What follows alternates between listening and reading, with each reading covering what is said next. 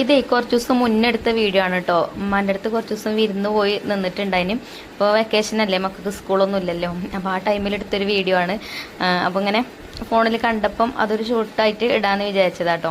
അപ്പോൾ ഞങ്ങളൊക്കെ എണീക്കണീൻ്റെ മുന്നേ തന്നെ നമ്മൾ ബ്രേക്ക്ഫാസ്റ്റ് ഒക്കെ റെഡിയാക്കി എടുക്കും.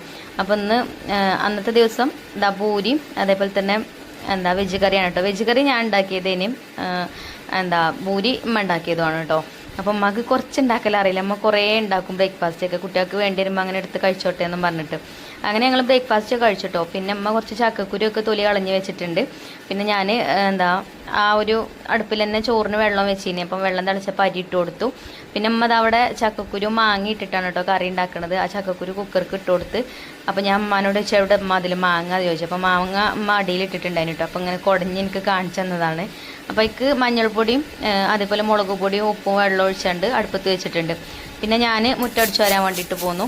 അപ്പോൾ അതാ മുറ്റത്താണെങ്കിലോ കുറേ ചെരുപ്പുണ്ടാവും. അപ്പോൾ ചെരുപ്പിട്ടിക്കണ പാത്രത്തേക്ക് ചെരുപ്പൊക്കെ ഇട്ട് അവിടെയൊക്കെ വൃത്തിയാക്കിട്ടോ. പിന്നെ വേഗം ചൂലെടുത്തിട്ട് മുറ്റൊക്കെ അടിച്ചു വാരി ചോറിന് അരിയിട്ടിട്ടാണ് മുറ്റടിച്ചു വരാൻ നിന്നത്. അപ്പോൾ മുറ്റടിച്ചു വാരലൊക്കെ കഴിഞ്ഞപ്പോഴത്തേനും ചോറും ആയിട്ടുണ്ടേനും. അപ്പോൾ റേഷൻ കാർഡിൽ തരി ആയതുകൊണ്ട് പെട്ടെന്ന് തന്നെ വേവുമല്ലോ.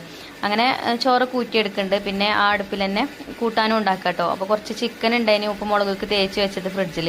അപ്പോൾ അത് ഫ്രൈ ചെയ്യാൻ വേണ്ടിയിട്ട് വെച്ചിട്ടുണ്ട്. പിന്നെ നമ്മൾ ചോറ് വെച്ച കലത്തിലുള്ള കഞ്ഞിവെള്ളമൊക്കെ ഒരു പാത്രത്തിൽ ഒഴിച്ചുകൊണ്ട് വേഗം ആ കലം മോറി ഒക്കെ കമിഴ്ത്തി വെച്ചിട്ടുണ്ട് കേട്ടോ. അങ്ങനെ ചിക്കൻ ഫ്രൈ ചെയ്തതും ആയിട്ടുണ്ട്. അപ്പോൾ അതും കോരി മാറ്റിയ എണ്ണയിൽ നിന്ന് പിന്നെ ഞാൻ എനിക്കും ഉമ്മാക്കും നല്ല അടിപൊളി, എനിക്ക് ഏറ്റവും ഇഷ്ടമുള്ളൊരു സംഭവം കേട്ടോ അത് മാന്തളില്ലേ, ഉണക്ക മാന്തൾ.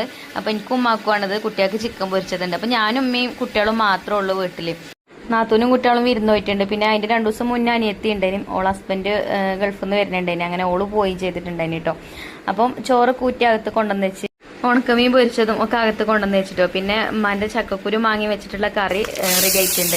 ചക്കക്കുരു നല്ലോണം ഉടച്ചു കൊടുത്തിട്ടുണ്ടായിരുന്നു. പിന്നെ അതിലേക്ക് വെളിച്ചെണ്ണയിൽ കടുക് വറുത്ത് കറിവേപ്പിൻ്റെ ഇല ഇട്ടാണ്ടാണ് ഒഴിച്ചു കൊടുത്ത് തൂമിച്ചെടുത്തിട്ടോ. അപ്പം അത്രേ ഉള്ളൂ. നല്ല ടേസ്റ്റ് ആട്ടോ ആ ഒരു കറി. തേങ്ങ അരച്ചിട്ടില്ല.